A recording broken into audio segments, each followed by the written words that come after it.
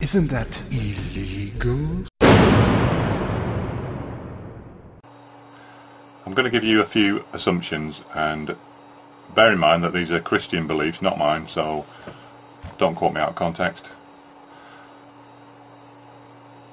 Number one, the Bible is 100% true and accurate, and it's the Word of God, so that's why it's accurate and true. Number two, the Great Flood, brought down by God to cleanse the earth, killed everybody except the people and animals in the ark.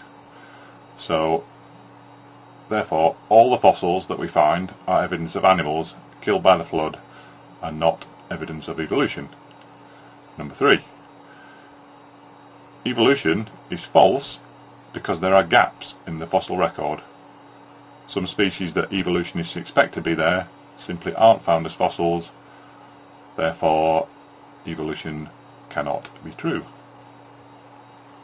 So they're the assumptions. So, if the Bible is true, if the flood really happened, if the flood created all the fossils,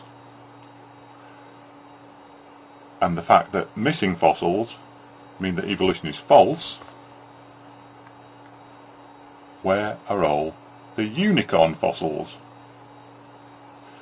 Because, amazingly enough, the Bible mentions unicorns. So if gaps in the fossil record prove that evolution is false, then gaps in the fossil record prove that the Bible is lying. Or, if I'm being more generous, the Bible is not 100% accurate, which Christians believe that it is. You can't have it both ways. According to the Bible, unicorns lived at the same time as man. But wasn't everything killed by the flood? So where are all the unicorn fossils? Now the explanation for not finding unicorn fossils would be that fossils are difficult to create and they only happen under certain conditions, and this makes them rare. Some animals never lived in conditions where it was possible for fossils to form. But you can't use that argument, because this is the explanation that evolutionists give for not finding fossils. Fossils are rare because it's so incredibly improbable that any animal will ever become a fossil. So the very same arguments that Christian creationists give to discredit evolution can also be used to discredit the Bible. If everything was killed in the Great Flood, we should we not, be finding unicorn fossils? Now, obviously, Christian apologists will try and get out of that one by saying, well, unicorn, it wasn't a correct translation from the Hebrew. We don't think it was really a unicorn now. No shit, Sherlock.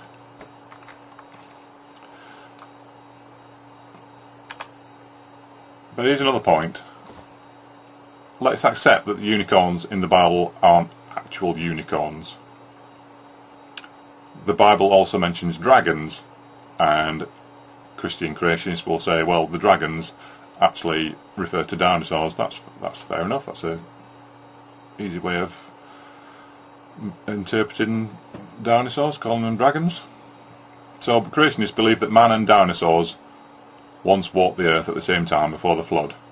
So Noah loaded up 2 sheep, 2 goats, 2 elephants, and then look down the list, here we are, 2 Tyrannosaurus rexes, 2 velociraptors, 2 pterodactyls, etc. Bullshit! Sorry about that. Anyway, let's assume that all the other dinosaurs were killed by the flood, the ones that didn't get on the ark. So there would have been hundreds, if not thousands, of each one of the many types of dinosaurs that we know about, because we found fossils of those dinosaurs. So where are all the fossils? Why do we often, more often than not in fact, have only one example of a particular dinosaur species found in the fossils? If they all died at once in the flood, shouldn't there be hundreds of each of the different kinds, if not thousands? Most animals live in packs or family groups. They have to, because they have to find each other to reproduce. So we should be finding lots of them, surely. But we don't, because the flood is a fantasy. It's rubbish. If man walked with dinosaurs, how come we don't find human fossils with dinosaurs? We find ancient human remains, but they're not what you call fossils. Fossil bones are turned almost into rock over millions of years. Human bones that we find aren't the same. They haven't been subjected to millions of years to turn into what we call true fossils. This is why you should never listen to Christians who talk about evolution. The arguments they give for doubting the process of evolution can be used in exactly the same way to falsify the Bible. If gaps in the fossil record prove that evolution is wrong, they also prove that the accounts of the Bible flood are wrong. Because if the Bible is true, there should be millions of fossils, pile upon pile upon pile of fossils. Because if all the animals died under the same conditions, under the flood, they should all have become fossils. Because they're all in the same position, or the same location, with the same conditions. So if there's only one fossil example of a particular species, where are all the others? And the answer is this. The Bible flood never happened. Fossils are scarce. And there are gaps in the fossil record simply because fossilization is so incredibly unlikely to happen when an animal dies. In fact, the chances of it happening are much, much bigger than winning the lottery. The conditions have to be absolutely right and absolutely extraordinary for an animal to become a fossil. And that's why there are gaps in the fossil record. That's why, even if unicorns existed, we probably won't find any fossils of them, because chances are they were living in a place where fossils weren't formed, because the conditions weren't right for that. Think of it this way. Assume that life evolved gradually over billions of years. How many billions of generations of fossils would we have to find for there to be absolutely no gaps at all in the fossil record? We would have to find fossils of every single animal that ever lived. And guess what?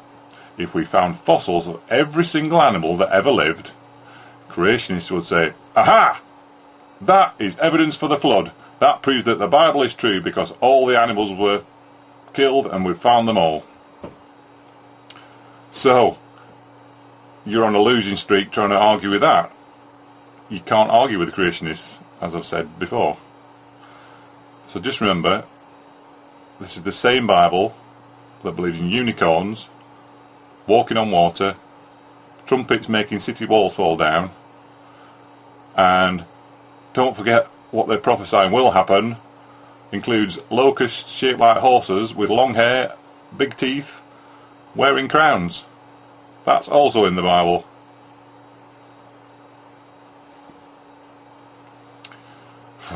Enough said. Isn't that illegal? Censor your kids' ideas. Censor your child's inspiration. Censor all that. Expect a really heavy return spring, because you know what? That kid's going to turn her on you, and you're never, ever going to have a part of his life again. Casting off the chains of the world. But enough about me.